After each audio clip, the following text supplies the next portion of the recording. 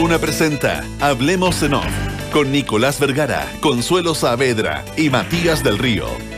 Auspicio de Consorcio, Hertz, Cámara Chilena de la Construcción, AFP Habitat, Clínica Alemana, Scotiabank, Movistar, ICERT, Larraín Vial, Volvo e Inmobiliaria Socobesa. Duna, sonidos de tu mundo.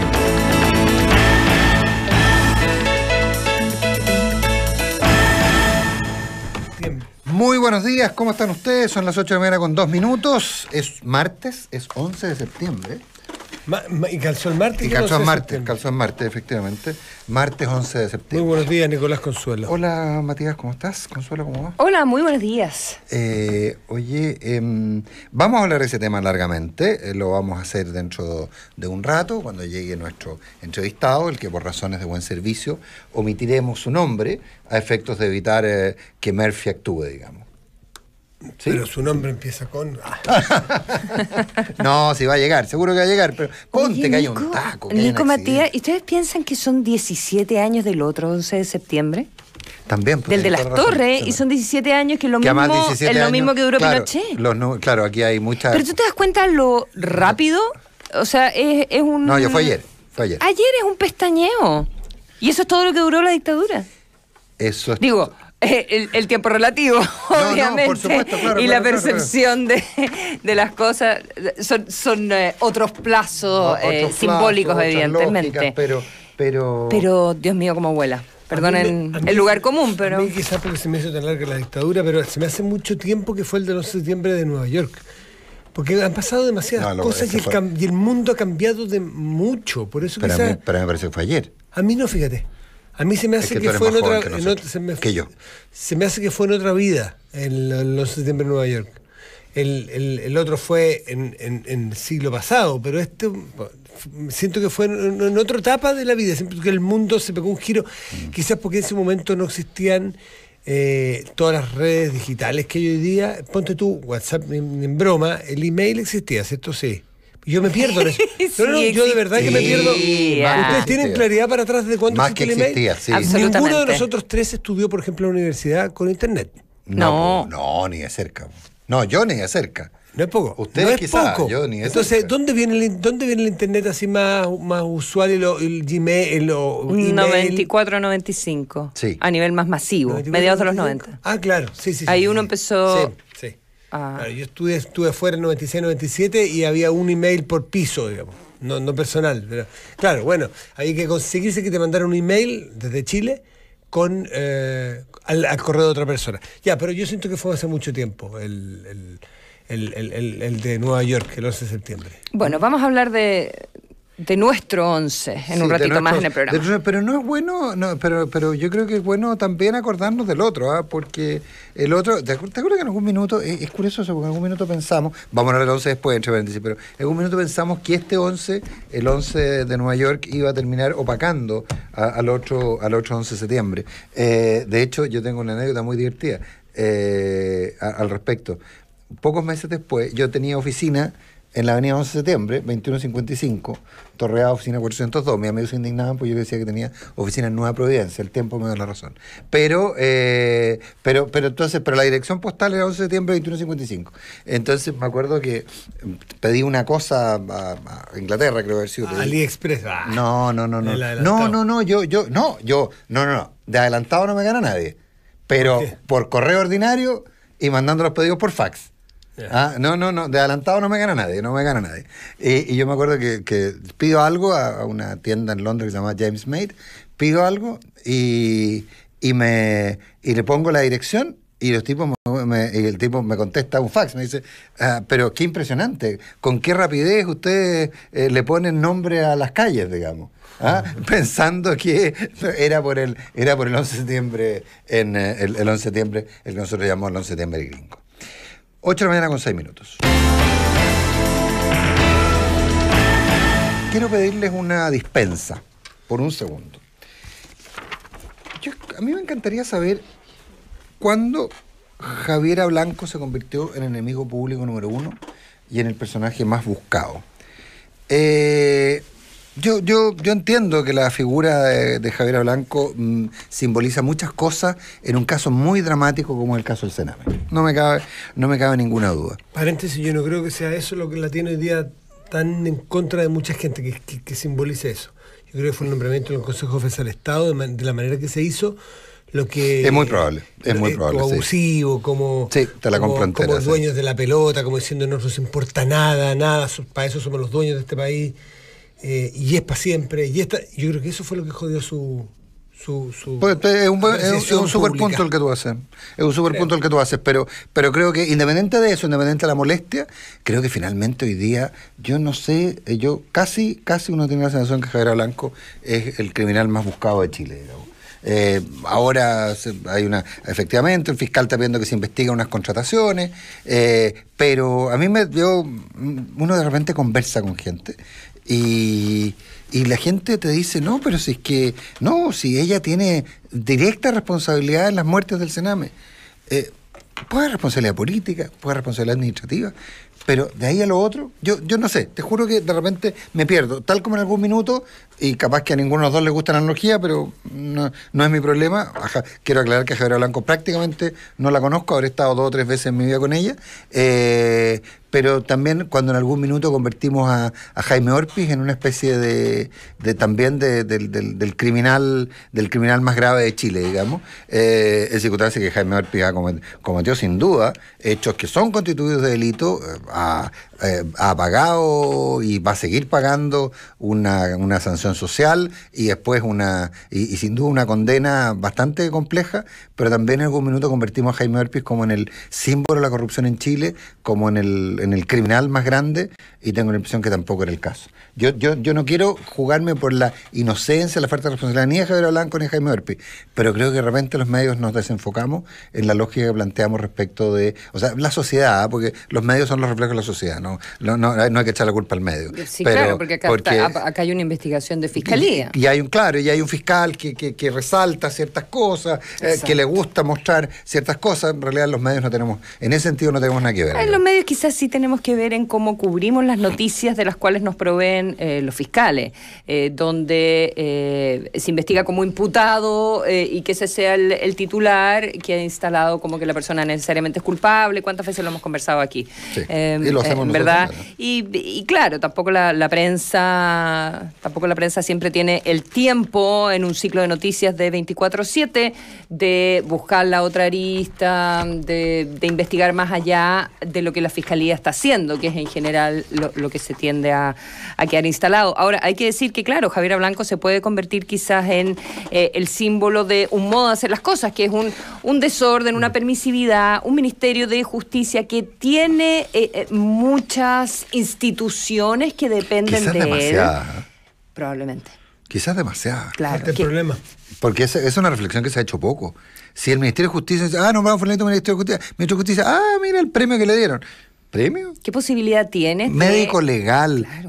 Registro civil, Sename. Gendarmería, Sename. La justicia. Sí. Claro, manejar la relación con la justicia, que ya de suyo es, y que durante mucho tiempo probablemente era lo único que hacía el Ministerio de Justicia. Porque fíjate que es un poco haciendo el paralelo con la Secretaría General de la Presidencia, que tiene Defensoría Penal Pública, que lleva la relación con uno de los poderes.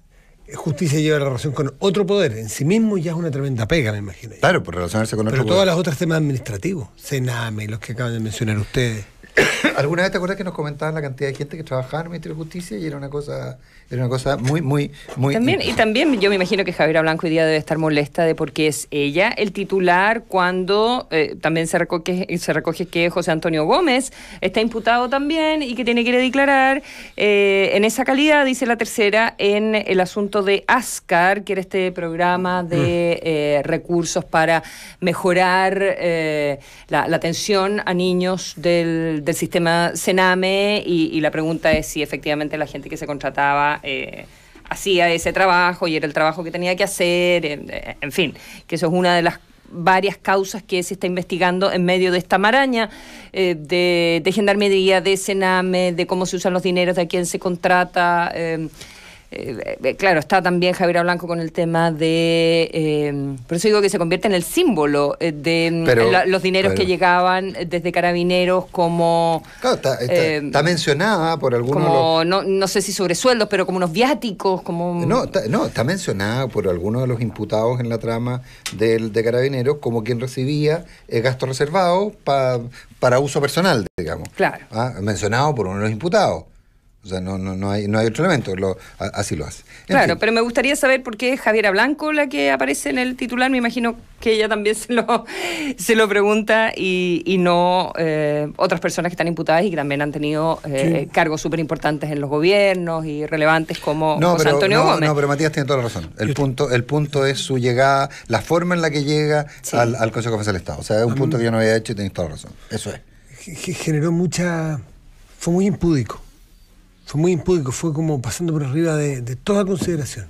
No, lo que es más grave es que casi se generó una discusión, esta cosa tan esquizofrénica nuestra, perdonen que nos alarguemos el punto, en que al final del día lo que debe cambiar es el Consejo Defensa del Estado. Un organismo que ha funcionado bastante bien, que la calidad de los nombramientos, inclusive en la época de Pinochet, no fue algo tan discutido, y finalmente nos encontramos con esta lógica. O sea, básicamente, un poco menos que había que terminar con el Consejo Defensa del Estado porque nombró a Javiera Blanco, se convierte en niño símbolo. 8-13.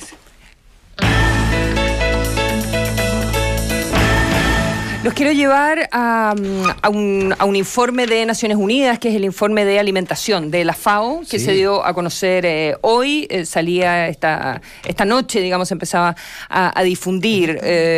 Y es un informe que cada vez que sale, la verdad es que nos remece, ¿ya? Y ¿qué tenemos ahora? Evidentemente que el cambio climático, ¿verdad? Los fenómenos extremos de climatología que están echando para atrás todo lo que se pudo haber avanzado en décadas de eficiencia, de redes para hacer llegar los alimentos, o sea, todo lo que se pudo haber avanzado en tecnología para poder disminuir el hambre en el planeta. La verdad es que se está retrocediendo por el cambio climático, que, como sabemos, también es efecto de la acción del hombre. Sobre esos temas gira fundamentalmente este informe. Estamos una década atrás en los niveles de hambre. O sea, retrocedimos una década en las cifras, más o menos un 10%, una de cada 9 personas estaba malnutrida el año pasado. Con algún nivel malnutrida, o sea, con algún nivel de desnutrición. Exactamente.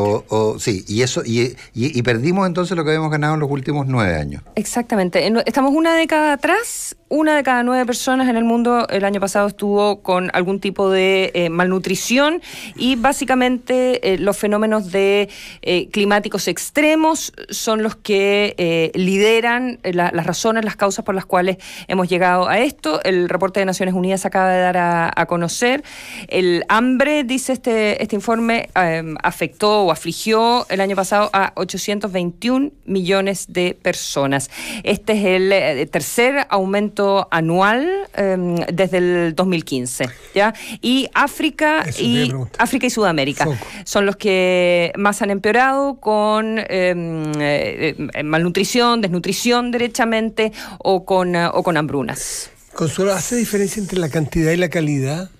¿En qué sentido? Porque uno pudiera pensar que en el mundo moderno también se afecta la calidad nutricional con el tipo de alimentos. Claramente lo que tú estás hablando del cambio global es la cantidad. O sea, hay gente que definitivamente... pero también es malnutrición, ¿no? Definitivamente no llega a comer quizás por sequías, por falta de productos, por cantidad, porque no tiene que ingerir. O en algún momento, no sé si va a ser así, algún experto tendrá que respondernos, si que la calidad de la comida que ingerimos, y en los lugares más modernos también, genera eso algún tipo de desnutrición. Pensaba que podía ser una enfermedad del mundo moderno ese también. Quizás algún día lo va a ser. Sí, probablemente. Y todo lo vinculado a la obesidad y qué sé yo.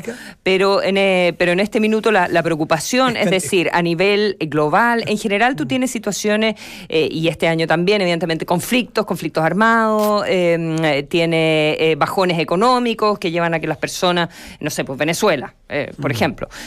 Pero actualmente lo que más preocupa es el el calentamiento global y qué está pasando con las sequías y con, bueno, lo que sabemos, o con las lluvias extremas que se llevan cosechas y que se llevan todo.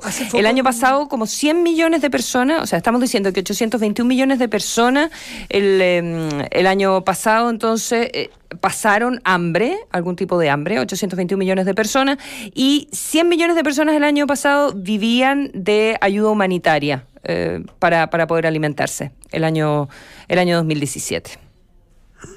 ¿Consuelo hace algún foco ese estudio no sé por qué acaba yo te voy a contar que acaba de salir. No, está caliente, lo estaba buscando y no lo encuentro en ninguna parte. No, recién, yo lo estaba buscando porque sabía que salía anoche, porque estuve comiendo con una persona de la FAO y me dijo, sale el informe mañana, y el doble clic en América Latina, tú sabes que el centro para la región de la FAO está acá en Santiago. En Santiago, sí. Entonces, ahí cerca de Cepal, en Dag Hammarskjöld. Entonces, me dice que el doble clic en la región latinoamericana sale ahora en octubre, pero el informe global ya es ese que nos mencionaste. Exactamente. A vuelta hacia Abuelo de Pájaro, Sudamérica, ¿dónde podría tener problemas de ese tipo? Bueno, Haití. Pero Haití no creo que se haya modificado para peor el último tiempo, ¿no? Porque tiene un problema permanente en el tiempo, Haití. Bueno, estamos especulando, sí, yo les preguntaba si... Que Haití, Brasil, o sea, hay varios... Yo algo leí hace algún tiempo sobre eso. Bueno, de hecho, Human Rights Watch ha puesto el punto respecto de Venezuela. De la malnutrición en Venezuela, sí, claro. De la gente. Pero eso no sería sequía necesariamente o cambio climático. No, por eso te digo que son tres factores fundamentales, que son el bajón económico, los conflictos, evidentemente, sobre todo en África, claro. Pero lo que está siendo más extendido es el asunto del cambio climático. Y lo que les decía, ojo, que es tercer año que el nivel de hambre sube. Y ojo, y no sé si está en ese informe, debe estar probablemente, probablemente en la época, estamos en la década en que más alimentos se producen en la historia de la humanidad, o sea, hay un problema de desbalance muy brutal, o sea, la cantidad de alimentos que se produce versus que todavía sigue, que el superávit de alimentos y todavía hay gente que se muera de hambre, abre unos desbalances muy complejos. 8 de la mañana con 19 minutos.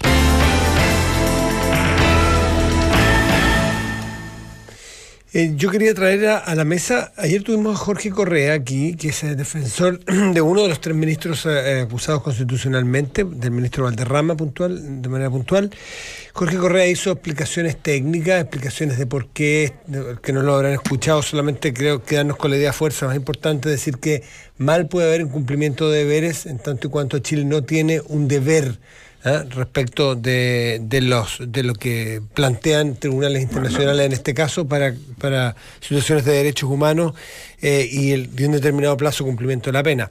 Pero ayer lo habrán escuchado y expresado de manera mucho más clara y profunda, pero durante el día se supo de la participación del expresidente de la Corte Suprema, Milton Juica, en la calidad de testigo técnico, se llama la figura del personaje de la declaración que tuvo ayer ante los miembros del Congreso, o sea, de la comisión esta de la Cámara de Diputados que está viendo la acusación constitucional. Y se jugó, recordemos, bueno, tiene la libertad de ya no estar en la Corte Suprema, pero se jugó declaraciones súper potentes y de la parte... hablando de sí mismo Milton Juica, porque recordemos que todo esto se produce, todo este cambio, toda esta idea preliminar de acusación constitucional es cuando, y lo habrán escuchado todos ustedes, cuando dicen, cuando estaba Milton Juica, esto no pasaba. Cuando fue la salida de Milton Juica y la llegada de estos jueces, y con varios epítetos, de estos miembros de la segunda sala o la sala penal de la Corte Suprema, es lo que produce esta impunidad. O sea, un montón de cargas que si uno la va disectando, empieza a darse cuenta de qué es lo que es la declaración técnica de impunidad, de qué es lo que dice o qué obligaciones tendría eventualmente Chile, pero sobre todo, en qué fallos de libertades de este mismo tipo sí participó Milton Juica, y lo dice el propio Milton Juica en esta declaración que hace. Dice que él mismo pudo haber estado perfectamente en un caso como este, porque él participó en libertades de este tipo. Sin embargo, ahora es que le cae encima esta acusación constitucional. Y además hace otro punto que es relevante, ya no respecto de sí mismo, sino sobre el qué hizo esta Corte Suprema, lo injusto que le parece que sea esta Corte, este Poder Judicial actual, quien se lleve la carga de esta acusación, porque hay una estigmatización, eso lo pongo yo, porque hay una estigmatización de por medio, qué sé yo, cuando fue justamente en el abandono que tuvo otro Poder Judicial chileno, en otra época, en época de la dictadura. El mismo poder. Exactamente. El mismo poder con distintos miembros. Y es esta Corte Suprema actual y este Poder Judicial actual el que se la jugó de la manera que se la jugó. Entonces él se pregunta un poco por qué ahora. Dice, lo primero que me llama la atención, lo dice Milton Juica, es por qué ahora, cuando ya el Poder Judicial asumió el compromiso de investigar y reprimir todos los sucesos que ocurrieron en la dictadura, se hace una acusación constitucional. ¿Por qué ahora esta acusación? Y no se hizo cuando correspondía, cuando estaban aún vigentes todos los actores del Poder Judicial que tanto daño hicieron a nuestra jurisdicción. Creo que con esa frase lo dice todo, el resto es solamente agregar en vacío. Esa frase es Milton Juica, quien viene a defender a su ex cuerpo, si es que se puede ser ex. Cuando conversábamos esto afuera, antes de entrar al programa, yo decía, bueno, ¿por qué ahora? Porque ahora el Parlamento es otro, porque ahora está el Frente Amplio, que es una nueva fuerza política y que es la que ha estado empujando el cuestionamiento, usando la herramienta de la acusación constitucional, para bien o para mal, hasta el minuto sin éxito. Vamos a ver qué sucede con esto, que además se vota el viernes, hay dudas, porque es una sesión extraordinaria, estamos hablando en la sala. También que se anticipe. Es que eso te iba a decir, porque un montón de gente se quiere ir por Santiago. Están pidiendo que se anticipe, claro. que se vote el jueves. Porque si se vota el viernes, un montón de personas parlamentarias, un montón de diputados tenían planeado irse ya está, la zapatilla clavo a la hora de almuerzo, digamos, porque además del día viernes o el jueves en la noche. Son hasta el jueves, entonces. Claro, no necesariamente tenías programado estar el viernes en la sesión. Pero dicho lo anterior, volviendo al punto de Milton Juica que planteas tú, Matías, son nuevas miradas, son miradas de blanco o negro, ¿verdad? Son miradas que no se hacen cargo de esta palabra tan manoseada, que estoy segura que vamos a conversar un ratito más de ella, que es el contexto. En qué minutos se hacen las cosas que se pueden hacer, y eso también es política en un sentido amplio, profundo y positivo de la palabra. El Poder Judicial también tuvo que ir corriendo, haciendo política, ¿verdad?, para poder limpiarse, para poder, no de un paraguaso, porque estábamos en una transición que era compleja, no de un paraguaso, pero de a poco volviendo a reconstruirse y a hacer justicia, ¿verdad? Que también fue un proceso súper complicado para nuestro país. Hace justicia, y lo que pide Milton Juica es que hagan justicia con ellos también, porque él entra en una cosa que es bien interesante, no solo en la cosa teórica, amplia, histórica, macro, decir, es el Poder Judicial de antes, el Poder Judicial ahora, entra caso a caso. Dice, más adelante voy a detallar casos, y empieza, y por ejemplo, unos casos que se detalla el caso de Chanfró.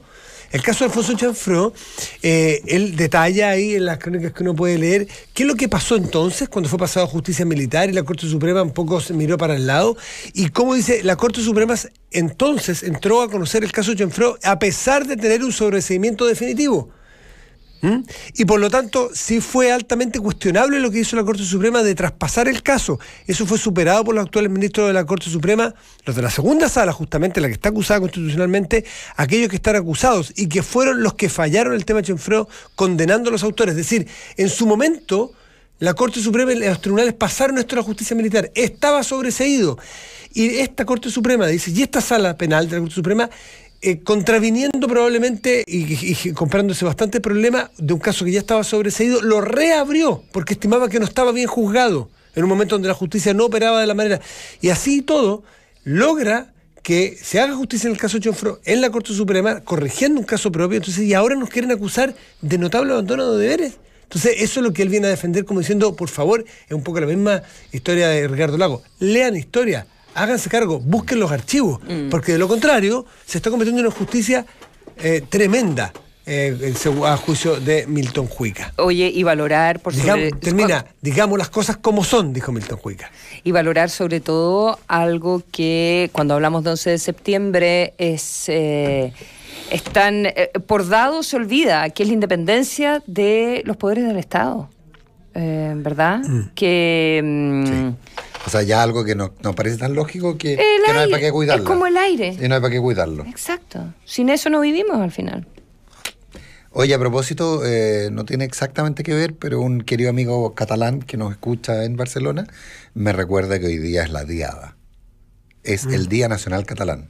El 11 de septiembre es el Día de Cataluña o la Fiesta Nacional de Cataluña, y que conmemora la caída de Barcelona en manos de las tropas borbónicas al mando del duque Berwick durante la Guerra de Sucesión Española el 11 de septiembre de 1714.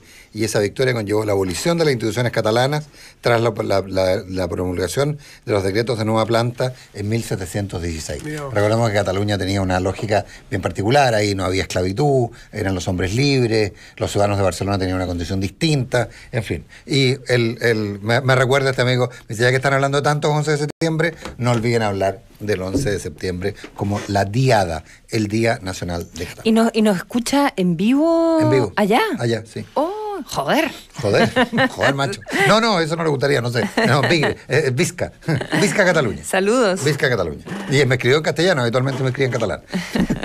8:27.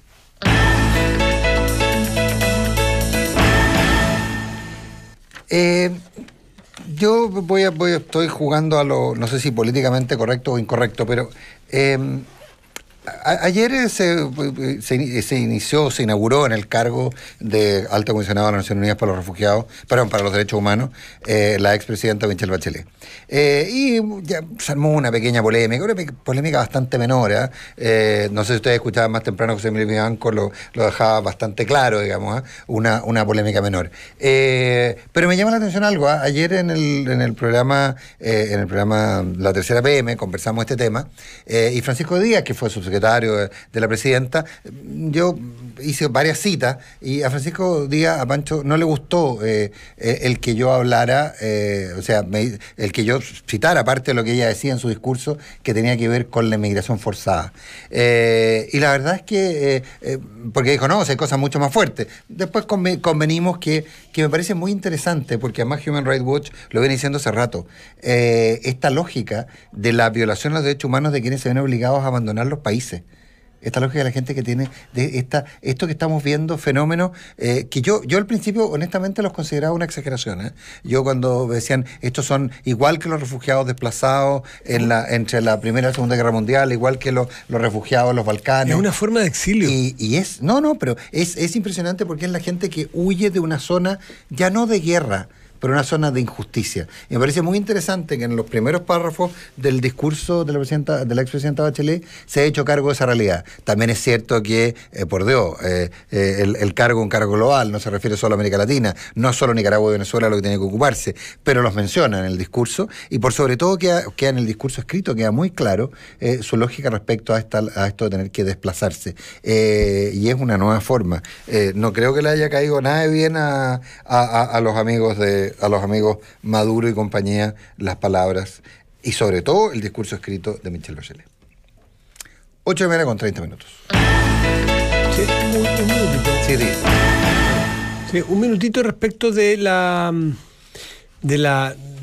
¿cómo decirlo? El reconocimiento que hace Correos de Chile respecto de las filtraciones de antecedentes de datos de tarjetas de crédito. Dice que, o asume que lo que probablemente, dice, ante nuevas informaciones recabadas en relación con las filtraciones de datos ocurridos en julio, dice, existe una alta probabilidad de que estas hayan tenido su origen en el servicio Casilla Virtual Miami de Correos de Chile, el cual es provisto a través de proveedores internacionales. Hay todo un comunicado oficial de la empresa, dice que se habilitó un canal de comunicación para los clientes que tengan consultas, en fin, aquí y allá. Lamentamos los inconvenientes que esta situación haya podido causar a nuestros clientes. Hace un tiempo, ya me acordé quién es, una persona que entiende mucho esto, me lo encontré y me detuvo un momento y me dijo, ojo cuando comenten estos temas, porque si te fijas, una persona que entendía harto este tema, suele estar el problema de las filtraciones en los comercios más que en los bancos, porque se habla muy rápidamente de los bancos, porque las tarjetas son emitidas por bancos. Sí, pero efectivamente. Pero le pasa la clave a un gallo. Pero el punto, decía, es que lo que tiene que tener cuidado, y esto es casi como utilidad, ¿cómo se dice? Utilidad pública. Claro. Lo que uno tiene que tener cuidado es a qué comercio entras, qué tan confiable, qué tan fuerte es el sistema del comercio. Esta persona que entendía esto, era un abogado. ¿Qué tan fuerte es y tanta garantía te da el comercio al cual te estás metiendo? Suele ser mucho más vulnerable los comercios que los bancos. No es que nadie esté seguro ni que vaya siempre a fallar el comercio, pero la mayor cantidad de problemas se da en los comercios, los servicios que prestan a través de los comercios, que tu propia tarjeta, que el emisor de tu tarjeta. Pero en este caso el comercio es Correos de Chile, porque uno, Correos de Chile que asume que uno piensa que no es como un comercio, o uno no lo interpreta como un comercio, lo interpreta casi como un servicio, pero uno se le olvida que esas empresas a su vez subcontratan a otras empresas. Entonces... Por comercio no me refiero exactamente al retail, exactamente el que te vende la zapatilla o el libro, sino que la plataforma a través de la cual esto está asociado a unas casillas en Miami. Yo no sé cómo funciona el sistema, pero porque efectivamente lo que pasa, uno cuando compra afuera, con todo gusto le da el código de seguridad de la tarjeta y lo hace, lo entrega. Y habría que ver qué es lo que pasa con eso, qué ha registrado, qué ha guardado, tienen todos los datos. Yo uso habitualmente un sistema que se llama PayPal, que eventualmente eventualmente evita esos riesgos, pero sin duda hay que mirarlo. Oye, y claro, y dado que esto es Correos de Chile y ocurrió para personas que están en Chile, interesante saber qué es lo que va a haber aquí, si es que la Fiscalía va a entrar, o esto porque ocurrió en Miami no va a investigar. Y lo otro es que Correos al comienzo hizo una primera evaluación y dijo, no, nada que ver, nosotros no somos. Y no somos.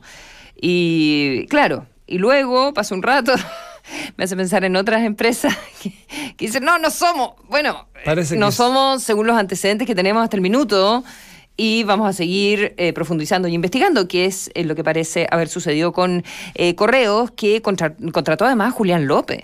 O sea, no, cuando tú contratas a Julián López o a Jorge Bofil, ya, hay un problema. Es una mala señal, digamos. Hay un problema, claro. Como imaginación. Cuando estás en problema...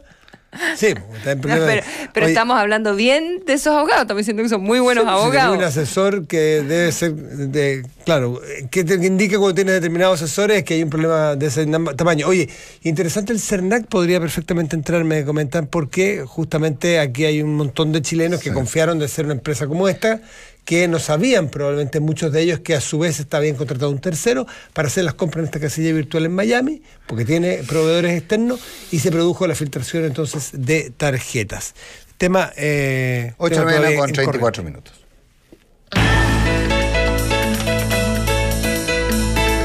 El consorcio están contigo con todo lo que necesitas para disfrutar de tu vida al máximo, con seguros, con previsión, con ahorro. Consorcio, tu vida es lo que los mueve. Estas fiestas patrias vienen muy movidas porque los arriendos en Hertz.cl quintuplican las millas Latam Pass, además con tarifas súper rebajadas desde 23.900 pesos diarios. Muévete y arrienda en Hertz Rentacar. Si la ciudad progresa, todos progresan. Por eso los constructores de Chile trabajan día a día para seguir aportando al desarrollo del país. Cámara Chilena de Construcción, obra de constructores, obra de todos. Desde el taxi, subiendo un cerro o viendo una serie con el depósito directo de AFP Habitat, puedes ahorrar desde cualquier lugar a todas tus cuentas de APB o cuenta 2 y obtener la mejor rentabilidad. Ahorra hoy con AFP Habitat, líder en rentabilidad de largo plazo en todos los fondos.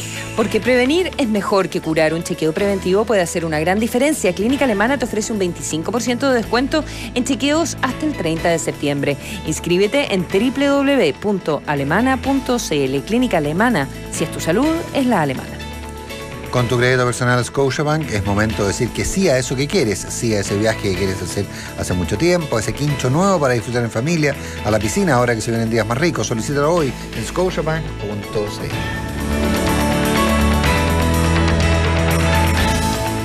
Yo le digo sí a Brasil, sí a las playas y a las palmeras, sí a los días soleados, sí a la samba, sí a la fruta tropical, sí a disfrutar la vida. Tú también dile sí a ese viaje y a todo lo que quieras con tu crédito personal Scotiabank. Solicítalo ahora en scotiabank.cl. Tú decides, nosotros te asesoramos. Infórmese sobre la garantía estatal de los depósitos en su banco o en svif.cl. Hoy, tu banco está en una pantalla, tus amigos en grupos de WhatsApp, tus series favoritas en Internet, tu currículum en LinkedIn y tu empresa está así de actualizada. Bienvenido a eCert Chile, pioneros en soluciones innovadoras. Factura electrónica, contratos laborales electrónicos, firma para impuestos internos. Es más fácil de lo que crees. Optimizas tiempo y ahorras costos con el respaldo de la Cámara de Comercio de Santiago. Visítanos en ecertchile.cl o llámanos al 2360-7175. eCert Chile. Cero papel, cero problemas. ¿Un celular nuevo? Next. ¿Casa inteligente? Next. ¿Último dron? Next. ¿Un Volvo 2019? Obvio que sí. Innovation Now. Vive el 2019. Hoy. Encuéntralos todos en nuestra red de concesionarios y en volvocars.cl. Volvo. Innovation made by Sweden. Consorcio, con todo. Confianza. ¡Contentos! Contigo. Conectados. Conforme. ¡Con alegría! Con amor. ¡Con asesoría! ¡Con todo! En Consorcio tenemos lo que necesitas para que disfrutes tu vida con todo. Por eso estamos contigo con seguros, con previsión, con ahorro, con todo lo que tú y tu familia necesitan en cada etapa de tu vida. Consorcio, tu vida es lo que nos mueve. Conoce más en consorcio.cl. Ella es Gladys Leal. Hace 12 años no volvía a su Punta Arenas natal. Hoy volvió a recorrerla. Casi no la reconoce. Las casas que han construido están muy bonitas. Así son las casas europeas. Punta Arenas está totalmente cambiado. Yo nunca me imaginé que esto estaba tan adelantada. Cuando la ciudad progresa, progresamos todos. Por eso los constructores trabajamos para impulsar el desarrollo del país. Cámara Chilena de la Construcción. Obra de constructores. Obra de todos.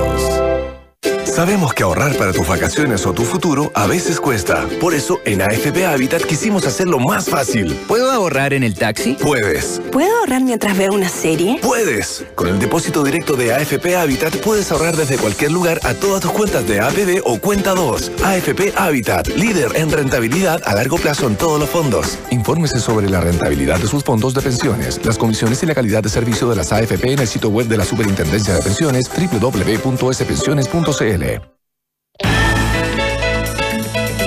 Hablemos en off. Nicolás Vergara, Consuelo Saavedra y Matías del Río están en Duna. Comienza a practicar tus selfies bajo el agua. Disfruta de los beneficios que te entrega el Club Movistar. Duplica tus millas y obtén hasta 12.500 millas Latam Paz. Contrata tu bolsa en movistar.cl/bolsas Latam. Movistar elige todo. Pensando en digitalizar tu empresa, conoce eCert Chile. Firma y facturación electrónica, contratación remota y biometría facial, entre otros servicios para potenciar tu negocio. Contáctalos al 2360-7175 o ingresa a www.e-certchile.cl. eCertchile.cl, con el respaldo de la Cámara de Comercio de Santiago. Saber que se está trabajando de la mejor manera por sus clientes es lo que llena de orgullo a la Raín Vial Asset Management, escogidos como la mejor gestora de fondos balanceados 2018 por el Mercurio Inversiones. Conoce más en larrainvial.com. Salir de la ciudad es un buen panorama, pero hacerlo en un Volvo XC90 es espectacular, con 3 corridas de asiento, sensor delantero y trasero, portalón eléctrico, asiento trasero con lanzador para niños y mucho más. Conócelo en volvocars.cl o en la red de concesionarios. Volvo Innovation Made by Sweden. Vive en una casa única donde disfrutas de 360 grados de luz natural en cada metro cuadrado. En Piedra Roja, Alcura, se estableció un nuevo estándar. Conoce más en socobesa.cl/Alcura. Y haz cotidiano lo extraordinario. Socobesa, todo es diseño. Son las 8 de la mañana con 40 minutos. Decíamos que íbamos a hablar del 11 de septiembre. Está con nosotros Genaro Arriagada. ¿Cómo está usted, Genaro? Buenos días. ¿Qué tal? Gracias por estar con nosotros. Muchas gracias por invitarme. Nosotros tenemos una cábala y casi la rompimos hoy día y casi metemos la pata. ¿Cuál es? La cábala es nunca decir quién es el invitado, porque si lo decimos no llega. Ah, ya. Entonces fue muy divertido. Pues lo íbamos a decir y después no, y me llega a mi WhatsApp, Genaro está en un taco. Yo dije, nos salvamos. Es que es difícil, ¿eh? Nos salvamos. Pero llegué a la hora. No, perfectamente. No me critiquen. Pues no, todo lo contrario, todo lo contrario. Que estoy muy... Genaro Arriagada. Sensible. Muy sensible. Sí, Te están rotando mucho últimamente. Genaro Arriagada, ahí quería rescatar, lo estábamos mirando con la Consuelo, hay hoy día una columna que publica el presidente de la República en el diario El Mercurio, y hay en la misma página, en el mismo diario, hay una columna, una carta, perdón, que firman Gonzalo Winter, Gabriel Boric, Constanza Schönhaut y, por supuesto, como Murphy ataca, a mí se me... Diego Ibáñez. Y Diego Ibáñez. Diputados del Movimiento Autonomista y la secretaria general del MA. Del Movimiento Autonomista, efectivamente. Y yo quiero rescatar dos pasajes, quiero hacer dos citas que las voy a tratar de hacer si la consola me presta el diario, porque a mí se me cayó el sistema. Es sobre el negacionismo, ese tema. Uno sobre el negacionismo y, dice, que lo podemos hacer, pero dicen en una parte, tener la claridad de que el golpe, dicen Constanza Schönhaut, Diego Ibáñez, Gonzalo Winter y Gabriel Boric, dice, tener la claridad de que el golpe pretendió abortar la posibilidad de pensar en otro Chile posible, que es justamente contra los que nos rebelamos como movimiento autonomista. Eso dicen. Y en la cita de la columna del presidente de la República dice, es bueno y necesario recordar que nuestra democracia no terminó por muerte súbita en ese 11 de septiembre de 1973, venía gravemente enferma desde mucho antes y por distintas razones. Si uno, exagerando, hay dos diagnósticos completamente distintos. En uno se plantea que había una suerte de intención de torcer una historia que era inevitable en el análisis de los parlamentarios del Frente Amplio, y en el otro caso hay la lógica de esto venía enfermo y finalmente no me atrevería a decir que era algo inevitable, pero la verdad que las dos definiciones son completamente antagónicas. No estoy muy seguro. Yo creo que hay una afirmación que es correcta. Si estamos hablando de memoria, lo que sucedió en materia de derechos humanos, y ambas cartas lo dicen, es inaceptable. Es inaceptable y no volvamos sobre eso, porque creo que hay uno de los grandes avances de este país es que hoy día nadie discute el contexto de las violaciones a los derechos humanos. En la carta dicen que todavía hay gente que lo discute, pero en general yo diría que eso margen. Sí, claro. Pero lo segundo sí, y que me parece muy importante, es que la historia es exactamente la averiguación del contexto, de sus causas, de sus orígenes. Y en ese sentido, la columna de Piñera tendrá insuficiencia, pero va en el sentido correcto. Que llegue y dice, mire, aquí la democracia venía dañada de antes. No es que 4 generales, no lo dice así, pero lo digo yo, 4 generales perversos ese día, en la mañana, decidieron, muchachos, ¿por qué no damos un golpe? Aquí venía un proceso de deterioro de la institucionalidad de la cual son responsables todos, en distintos grados. Uno, la derecha, pero la derecha tal vez es la única que puede sacar cuentas alegres, porque dice, nosotros queríamos el golpe.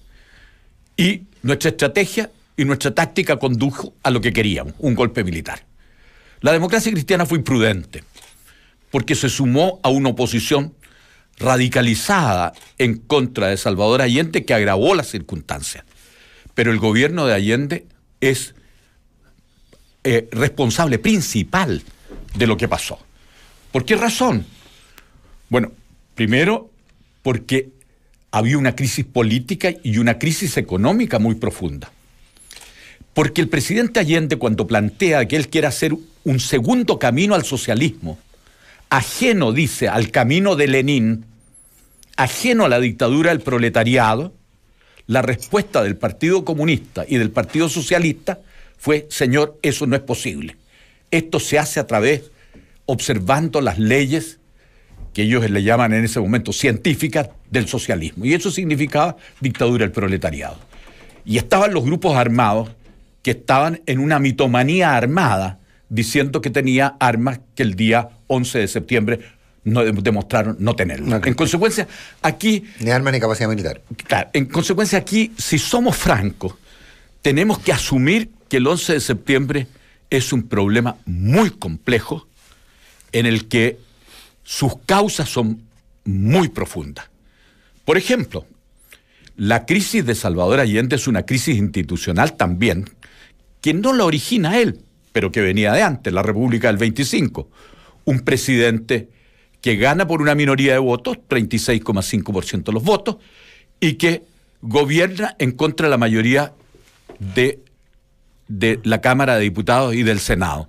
Eso era una falla la Constitución del 25. Lo mismo le pasó a Frey, lo mismo le pasó a Jorge Alessandri hasta que metió a los radicales dentro del gobierno.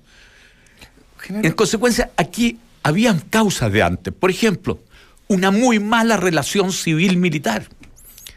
Muy mal. Jorge Alessandri trató muy mal a los militares.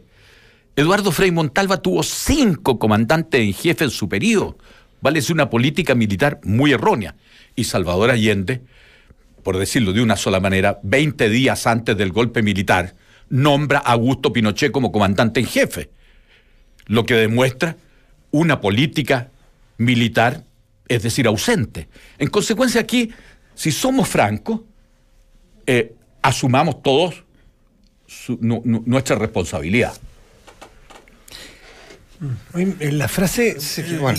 Yo me voy a quedar en la primera parte de tu frase, porque la segunda parte de tu análisis es respecto a Salvador Allende, la Unidad Popular, pero tú dijiste en un momento, la Democracia Cristiana, que es tu partido, fue muy imprudente, me parece que alcancé a notar, fue muy imprudente al aliarse a una oposición radical. Me gustaría que hiciera el punto ahí, porque es más interesante siempre las autocríticas.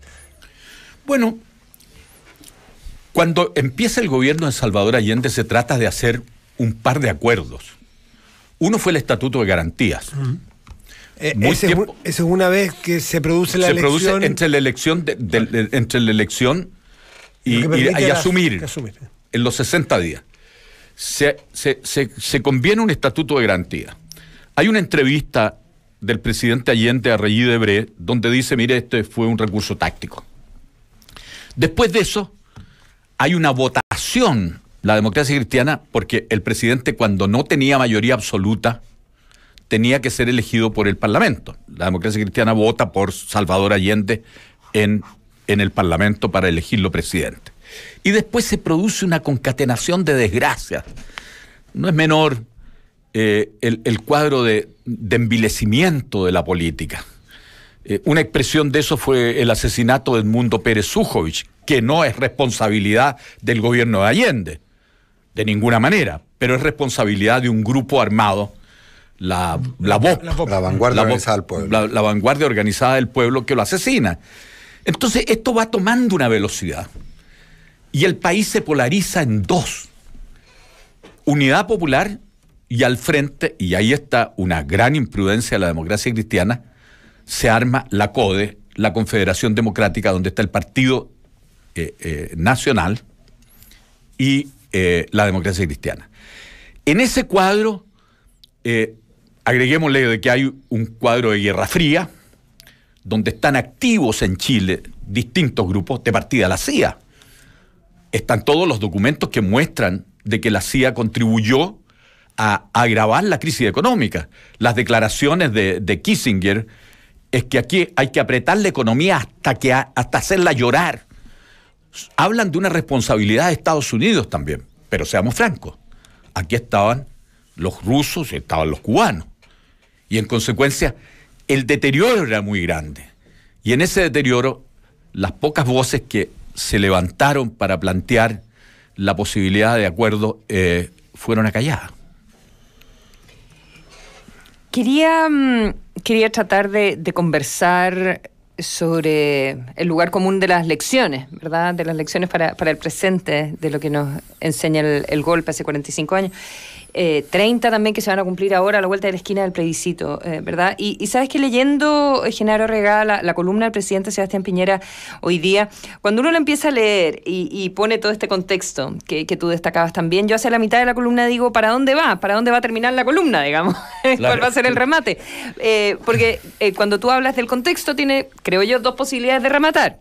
Obviamente hacia el presente, ¿verdad? Una es como, bueno, y no repitamos los errores del pasado, y veo un clima que nos puede llevar a extremos. Yo dije, se va a ir por ahí el presidente con la columna. Y opta por otro camino. Opta por el camino de decir, Bueno, obviamente no repitamos la historia, tenemos que aprender de la historia, pero busquemos algo que nos una a todos. Busquemos un tema en común en el que todos podamos trabajar y claro, repite este moto, uno de los motos, digamos, del gobierno de Sebastián Piñera II, que es: somos la segunda transición, la transición para salir de la pobreza, del subdesarrollo y qué sé yo. Esa mirada de la lección del pasado, ¿a ti te queda bien o eres un poquitito más autoflagelante en ese sentido de decir, sabe que no puedo meternos más estos temas debajo de la alfombra y siempre hay que volver a reprocesarlos, volver a rumiarlos? ¿Dónde te instalas? Bueno, primero ya aclaramos. En materia de derechos humanos hay una sola posición y el país ha avanzado mucho.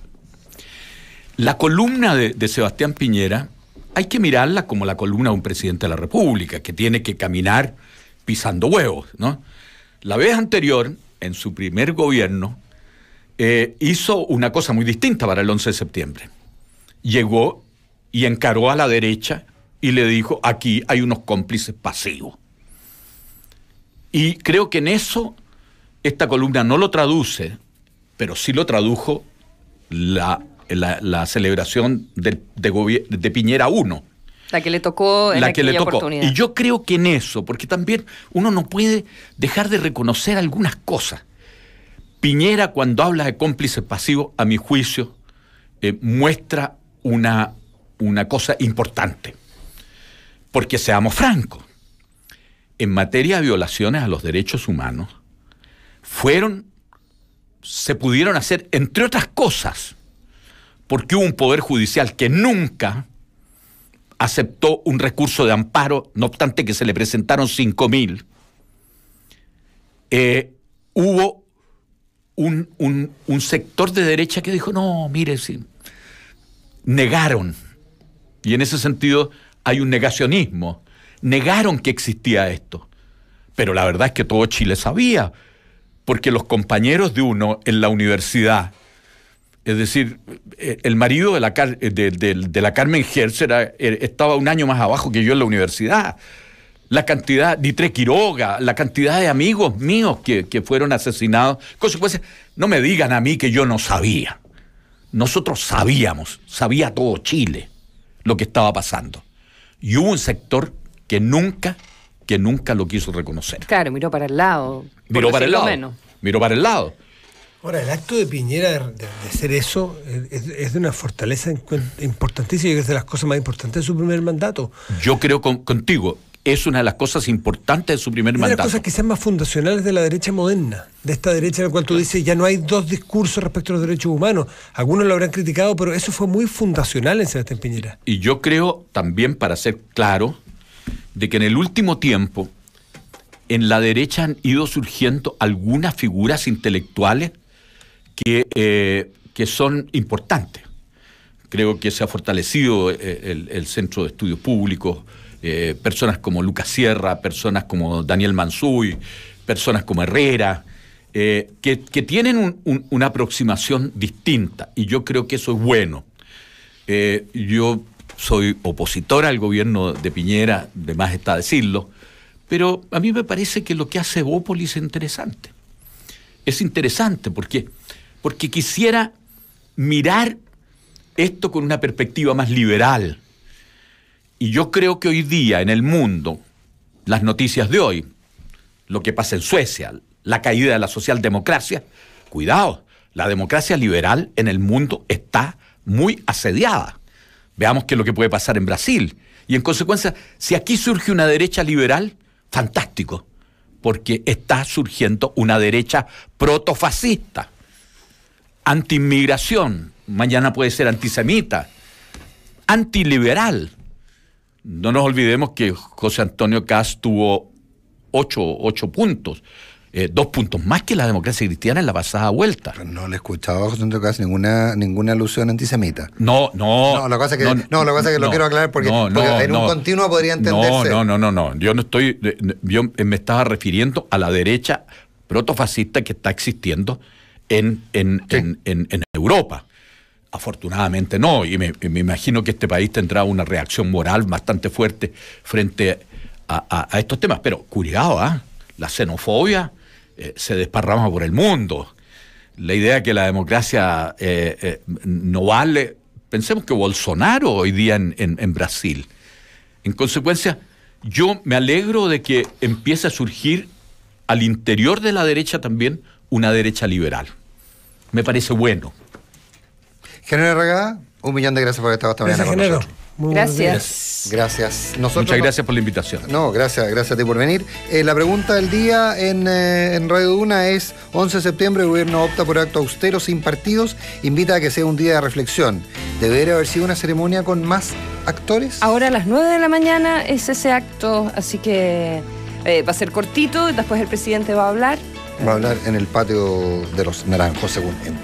Que tengan un muy buen día. Ya viene información privilegiada. Los eché mucho de menos. ¿Ah? Ayer con tu encuentro que no me hicieron una bienvenida. Pero si te hicimos un saludo ayer cuando estábamos en el programa. Ah, sí, supe que dijiste que... Ya, después hablamos. Bueno, los lugares notables de... No quise decir que te habías metido la pata. Como corresponde, lugares notables. Ahora, en septiembre se ocupa de Chile. A contar de esta semana. Y hoy día, martes 11, el lugar notable que Bárbara Espejo nos invita a visitar es el Cementerio General.